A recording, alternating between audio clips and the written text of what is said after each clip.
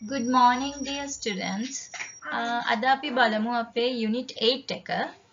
What is the topic of our unit? Reading is fun. කියවන එක හරිම විනෝදයි කියන එක තමයි මේ unit එකේ අපේ topic එක. ඉතින් before going to the lesson, first we will look at the new words. අපි බලමු මොනවාද අපේ තියෙන new words කියලා මේ lesson එක ඇතුලේ. ඉතින් මම මේ list out කරලා තියෙනවා new words කීපයක්. ඊට වැඩි අමතර new words තියෙනවා නම් බලන්න.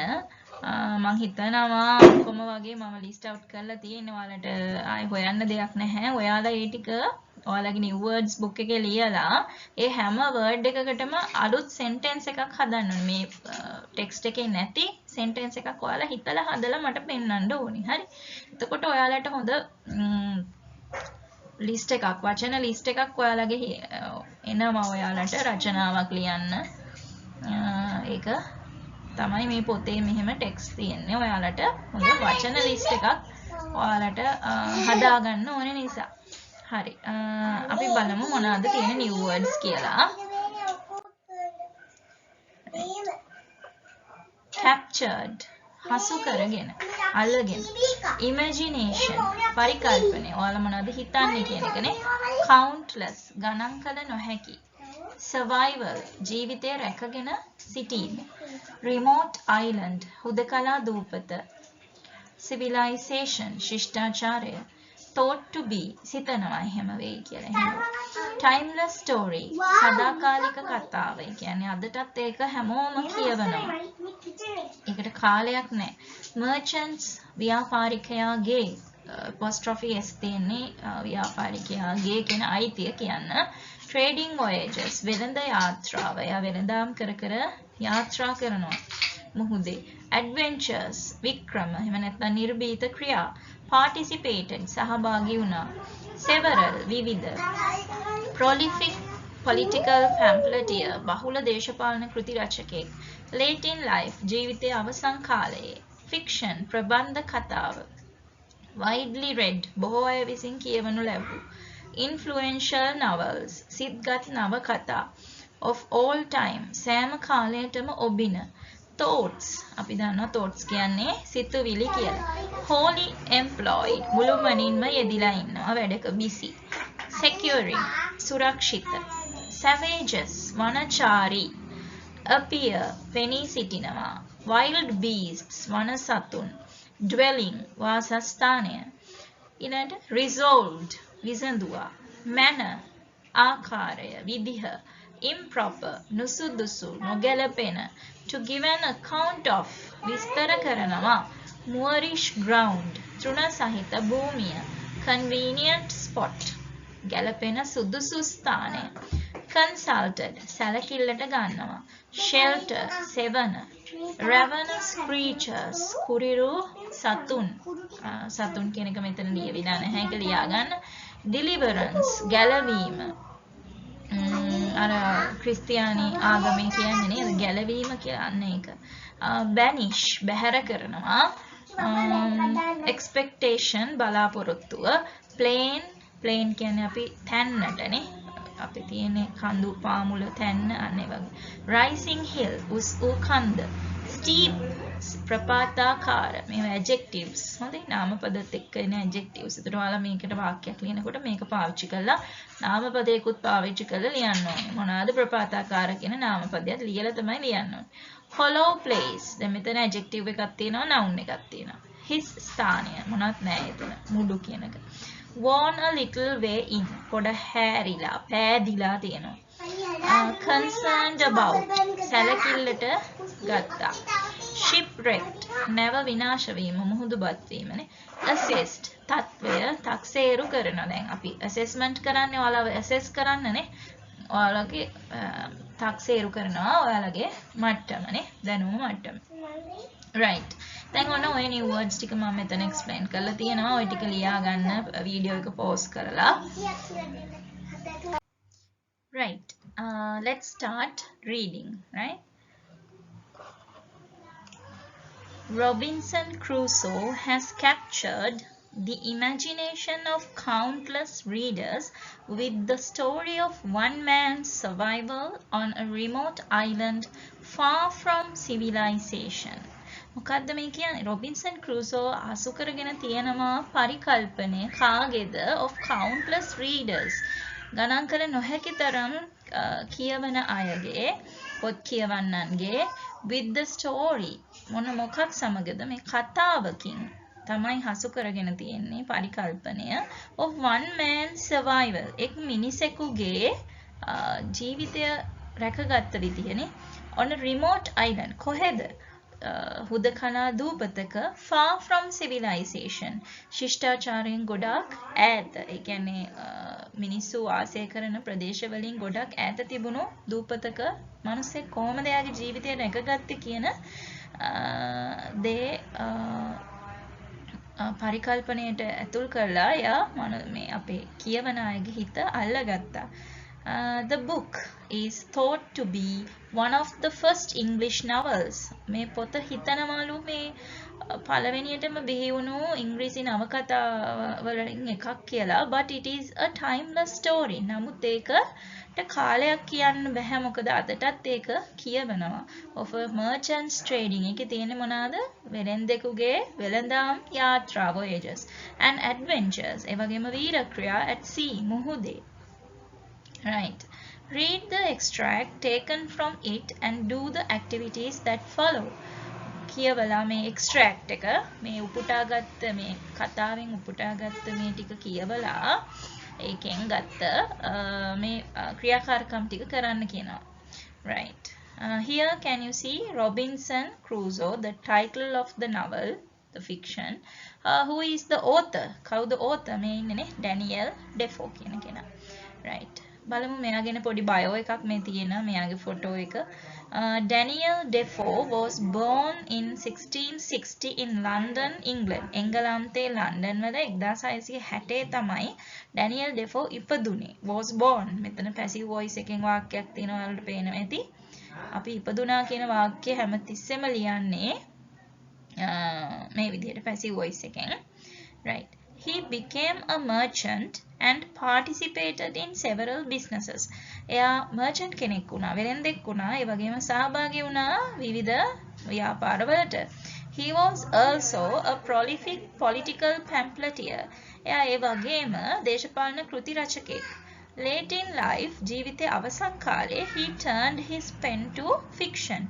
ඔහුගේ පෑන පෙරළුවා, පෑන හැරෙව්වා ප්‍රබන්ධ කතාවලට.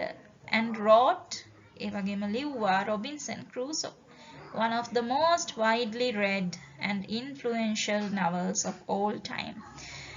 ඒ ලියපු Robinson Crusoe කියන නවකතා මේ fiction එක one of the most widely read බහුල වශයෙන් කියවන සහ සිත් ඇදගන්නා සුළු නවකතාවක් හැම කාලයකටම ඔබින. Defoe died in 1731. Defoe මැරුණා 1731 දී. Right. අපි යමු දැන් extract එකට turn to the next page. ඊළඟ පිටුවට පෙරලන්න. Let's start. My thoughts were now wholly employed about securing myself against either savages. මගේ සිතුවිලි දැන් තියෙන්නේ බහුල වෙලා කාර්ය බහුල වෙලා තියෙන්නේ මොකක් ගැනද? About securing myself. මාව ආරක්ෂා කරගන්න එක කාට එරෙහිවද? Against either savages. වනචාරීන් මේ කැලේ ඉන්න ශිෂ්ටාචාරයක් දන්නේ නැති කැලේ ඉන්න සත්තු වනචාරීන්ගෙන් ආරක්ෂා වෙන එක තමයි මම දැන් මේ හිතන්නේ ගොඩක්. If any should appear එහෙම එක්කෙනෙක් හරි ආවොත් පෙනී සිටියොත් wild beasts එක්ක කැලෑ සතෙක් හරි if any were in the island එහෙම එක්කෙනෙක් හරි දූපතේ ඉන්නවා නම් and I had many thoughts of the method how to do this මට දැන් ගොඩාක් සිතුවිලි එනවා මේ කොහොමද මේක කරන්නේ කියන ක්‍රමය ගැන method එක ගැන and what kind of dwelling to make මොන වාසස්ථානය මොන විදිහේ වාසස්ථානයක්ද මං හදන්නේ whether I should make me a cave in the earth එක්ක මං පොළව හාරලා ගුහාවක් පොළවේ හදාගන්නද cave එකක් නේද ගුහාවක් earth පෘථිවියේ or a tent upon the earth එහෙම නැත්නම් පෘථුවියට උඩින් බිමට උඩින් ටෙන්ට් එකක් කඳ උරක් වගේ හදාගන්නද. And in short, කෙටියෙන් I resolved upon both. මම මේ දෙකෙන්ම විසඳගත්තා. The manner and description of which it may not be improper to give an account of. ඒ හදපු විදිහ ගැන විස්තරයක් දෙන එක නුසුදුසුයි කියලා මම හිතන්නේ නැහැ. I soon found the place I was in. මම ඉක්මනින්ම හොයාගත්ත ස්ථානයක් මම හිටපු was not fit for my settlement. මම හිටපු තැන fit නැහැ මට settle වෙන්න. මට පදිංචි වෙන්න. Because it was upon a low moorish ground. මොකද ඒක තිබුණේ බොහොම පහත් තෘණ භූමියක. Near the sea. මුහුද ළඟ. And I believed it would not be wholesome. මං ඉතින් හිතුවා ඒක පෝෂදායි wholesome කියන්නේ පෝෂදායි කියන්නේ සරු නැහැයි කියන එක. And more particularly because there was no fresh water near it. මොකද එතන ඇයි හේතුව? මුහුද ළඟ වුණාට fresh water ඒ ළඟ තිබුණේ නැහැ. නැවුම් ජලය. So I resolved to find a more healthy and more convenient spot of ground. ඉතින් මම හිතුවා හොයන්න සරු තැනක් මට සුදුසු ස්ථානයක් මේ පොළොවේ. Next para.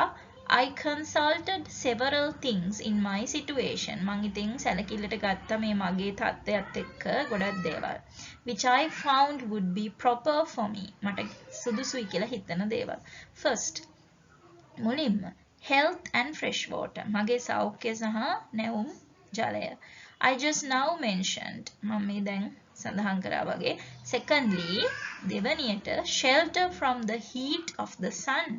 දෙවනියට මම හිතන්නේ ඉරු රශ්මියෙන් සෙවණක් කොහොමද ගන්න කියලා. Thirdly, තුන්වෙනියට security from ravenous creatures. කුරිරු සත්තුන්ගෙන් ආරක්ෂාව තමයි මම තුන්වෙනියට හිතන්නේ. Whether man or beast. මනුස්සයෙක් වේවා සතෙක් වේවා. Right? Fourthly, හතරවෙනියට a view to the sea. මුහුද පේන තැනක් වෙන්න ඕනේ. That if God sent any ship in sight, ඒ කියන්නේ දෙවියන් වහන්සේ මට මේ නැවක් එවුවොත් එහෙම පේන මානෙක I might not lose any advantage for my deliverance. මට ඒකේ වාසිය මට නැති කරගන්න බෑ මගේ ගැලවීම නේද? නැවක් දැක්කොත් එහෙම of which I was not willing to banish all my expectation yet. මම ඒ ගැන තියෙන ඒ මගේ බලාපොරොත්තුව මම බැනිෂ් කරන්නේ නැහැ ඒ නිසා දැම්මම. තාම දැන් මම තනි වෙලා හිටියට මට හිතෙනවා දෙවියන් වහන්සේ ඇවිල් මාව ගලව ගන්න නැවක් එවයි කියලා. ඒ හින්දා මට මූද පේන මානේ ඉන්න ඕනේ. Right. In search of a place proper for this. මේ වගේ සුදුසු ස්ථානයක් හොයමින් ඉන්නකොට I found a little plain on the side of a rising hill. කුඩා උසු කන්දක මට හම්බුණා පොඩි තැන්නක්. Whose front towards this little plain was steep as a house side. නිවසක පැත්තක් වගේ ප්‍රපාතාකාරයි කුඩා කොටසක් එහි ඉදිරිපස ප්‍රපාතාකාරයි. Right, so that nothing could come down upon me. ඉතින් කිසිම දෙයක් මගේ පහලින් මට එන්න බෑ අනතුරක් from the top. Upon me from the top. ඉහලින් එන්නත් බෑ. On the one side of the rock, එක පැත්තක මේ ගලේ එක පැත්තක there was a hollow place. හිස් ස්ථානයක් තියෙනවා. Worn a little way ඉන්චුටක් හැරිලා වගේ. Like the entrance of a door.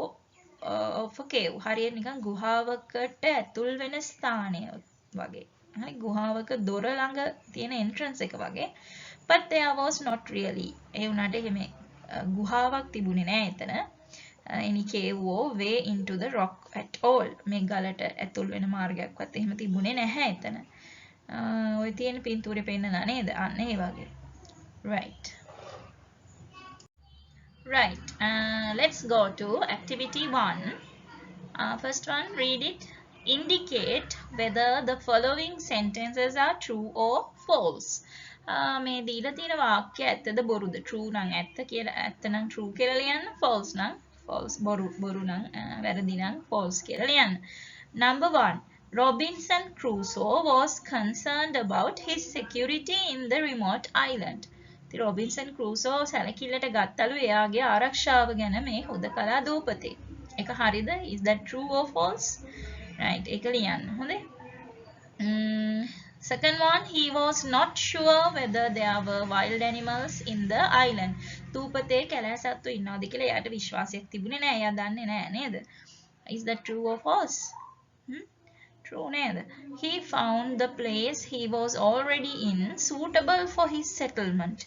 එයාට හිතුණා එයා දැන් ඉන්න තැන දැනටමත් already in දැනටමත් මේ ඉන්න තැන suitable for his settlement. එයාට settle වෙන්න එයාට නවාතැන් ගන්න සුදුසුයි කියලා. එහෙමද හිතුවේ එයා සුදුසුයි කියලා. Is that it was not proper කියලා නේ කිව්වේ. ඉතින් ඒ කියන්නේ true the false ද එහෙනම් false නේ. Fourth, he had fresh water where he already lived. එයා දැනට ඉන්න තැන එයාට fresh water තිබුණා. තිබුණාද? Right. Number 5, he wanted a view to the sea in the new place he was going to settle in. එයාට ඕනේ වුණා view එකක් මුහුද පේන එයාගේ අලුත් තැන. එයා settle වෙන්න ගියපු අලුත් ස්ථානයේ එයාට ඕනේ වුණා මුහුද පේන තැනක settle වෙන්න. Right. ඊළඟට second question. Answer the following questions. මේ ප්‍රශ්න වලට පිළිතුරු ලියන්න. දැන් මේ වගේ ඒවා තමයි ඔයාලට O level exam එකේ එන්නේ reading. හරි. ලොකු ඡේදයක් දීලා ඔයාලගෙන් ප්‍රශ්න අහලා තියෙනවා. ඔයාලා මේ ඡේදෙ දැක්ක ගමන් බය වෙලා ඒවට උත්තර හොයන්න යන්නේ නැහැ. හැබැයි දරුවෝ මේවා හරිම ලේසි. ඔයාලා මතක තියාගන්න O level paper එකේ ඒ reading questions අහලා තියෙන්නේ පිළිවෙලට. පළවෙනි වාක්‍යයේ ඉඳලා තමයි ප්‍රශ්න අහලා තියෙන්නේ. ඒ නිසා මේවා ඔයාලා ලියලා පුරුදු වෙන්න. හරි. Number 1. Against what did Robinson Crusoe want to secure himself? Against what did Robinson Crusoe want to secure himself? Against what? මොනවට එරෙහිවද රොබින්සන් ක්‍රූසෝට අවශ්‍ය වුණේ එයාව ආරක්ෂා කරගන්න? මොනකටද තිබුණා නේද? එතන උත්තර ටිකක් මම කිව්වේ. Right. Number 2. What kind of a place did he plan to make for him to live? මොන විදිහේ ස්ථානයක්ද එයා plan කරේ එයාට ජීවත් වෙන්න? ඒක ටිකත් එතන තියෙනවා. Number 3. Why was the place he was in not good for him to live? දැන් එයා හිටපු තැන place එක ඇයි එයා කියන්නේ එයාට ජීවත් වෙන්න හොඳ නෑ කියලා එතන. Not good කියන්නේ ඇයි? තිබුණා නේද ටිකක් විස්තරයක් පොඩි. ඒ ටික ලියන්න. Number 4. Name 2 things he considered before selecting a good place to live. නම් කරන්නලු දේවල් දෙකක් එයා සැලකිල්ලට ගත්ත before selecting a good place. හොඳ ස්ථානයක් තෝරා ගැනීමට පෙර to live ජීවත් වෙන්න. 5. Briefly describe the place he found. කෙටියෙන් විස්තර කරන්නලු එයාට හම්බුන ස්ථානය as a proper place for him to live. ඒ ජීවත් වෙන්න සුදුසු ස්ථානයක් කියලා එයා කිව්වා. ඒක පොඩක් කෙටියෙන් විස්තර කරන්නලු ස්ථානය. එතකොට එතන තිබුණේ නේද hollow ground එක අනේ ටික ලියන්න. What do the following underlined words in the passage refer to? අන්තිම එකෙන් ආනවා මේ දීලා තියෙන මේ වචන දෙක A B කියලා දීලා තියෙන මේ වචන දෙකේ තේරුම මොකක්ද කියලා passage එක අපව බලලා කියන්න කියලා.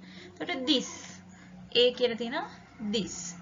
ඊළඟට B it. ඒක අපිට තියෙනව නේද වෙනත් කලර් එකකින්. right අපි ඒක බලමු. එතකොට answers ටික මට හිතෙනවා ඔයාලා ලියන්න පුළුවන් වෙයි. ලියන්න බැරි නම් කියන්න මම ආයෙ වීඩියෝ එකක් හදලා එවන්නම් answers ටික discuss කරලා. හොඳයි? right. Number 3. Note how the information is organized in the extract taken from Robinson Crusoe and reorder the following sentences. මේ දීලා තියෙන වාක්‍ය ටික ඔයාලා numbers දාලා පිළිවෙලට සකස් කරන්න කතාවේ පිළිවෙලට. This is what Crusoe did when he was shipwrecked on the island. මේ තමයි Crusoe කරපු දේවල් එයා මුහුදු බත් වෙලා ඉන්නකොට දූපතේ. He assessed the conditions of the place he was already in. එයා දැනටමත් ඉන්න ස්ථානයේ එයා තක්සේරු කරා. තියෙන conditions ටික. He resolved to find a suitable place to live. එයා විසඳුමක් ගත්තා සුදුසු ස්ථානයක ජීවත් වෙන්න සුදුසු ස්ථානයක් සොයාගන්න. He described on the conditions he needed in the new place. එයා decide කරා. එයා තීරණය කරා මෙන්න මේ conditions ටික තමයි මට අලුත් ස්ථානයේ තියෙන්න ඕනි ජීවත් වෙන්න. He wanted to secure himself from savages and wild animals. වනචාරීන්ගෙන් සහ කැලෑ සතුන්ගෙන් ආරක්ෂා වෙන්න එයාට අවශ්‍ය වුණා. He decided on the right kind of dwelling. එයා තීරණය කරා නිවැරදි වාසස්ථානය. He searched for a proper place and found one. එයා හෙව්වා සුදුසු ස්ථානයක් සහ එයාට එකක් හම්බුණා. හරි. numbers ටික එකේ දාගන්න. right. number 4. Crusoe thought of 4 things before selecting a place to settle. Write them down in the correct order. Crusoe හිතුවානේ දේවල් 4ක් මේ හොඳ තැනක් නේද ජීවත් වෙන්න හොඳ තැනක් තෝරනකොට එයා හතරක් කාරණා 4ක් එයා සැලකිල්ලට ගත්තා. Write them down in the correct order. නිවැරදි පිළිවෙලට ටික තියෙනවානේ. firstly, secondly, thirdly කියලා. first, secondly, thirdly කියලා තියෙනවානේ. ඉතින් ඒ ටික ලියන්න. Example. First, he made sure he could find fresh water easily. එයාට විශ්වාස කරගත්තා එයාට යාවම මේ එයාට නැවුම් වතුර පහසුවෙන් හොයාගන්න හම්බෙයි කියලා. එන්නේ විදිහට ලියන්න second එක. then නේද? then කියලා ලියලා ඊළඟ එක ලියලා ඊළඟට එහෙම. Imagine your family is going to Imagine your family is going to move to a new house. Write a paragraph describing things your family would pay attention to before selecting a new house. දැන් ඔයා හිතන්න ඔයාගේ පවුලේ අය යනවා අලුත් ගෙදරකට. එතකොට ඔයා ඡේදයක් ලියන්න විස්තර කරලා මේ විදිහට ඔයාගේ පවුලේ අය සැලකිල්ලට ගන්න අවධානය යොමු කරන දේවල් ගැන. Before selecting a new house. අලුත් නිවසක් තෝරා ගැනීමට පෙර. Begin like this. මෙන්න මේ විදිහට පටන් ගන්න. First, we would like to find a house closer to the city. මුලින්ම අපි කැමති හොයාගන්න ගයක් නගරයට ආසන්නයෙන්. Right. Here is another. හරි. ඔතනින් එතකොට අපේ Robinson Crusoe පාඩම ඉවරයි. ඊළඟට අපිට තව පාඩමක් තියෙනවා. අපි ඒක ඊළඟ වීඩියෝ එකෙන් ඩිස්කස් කරමු.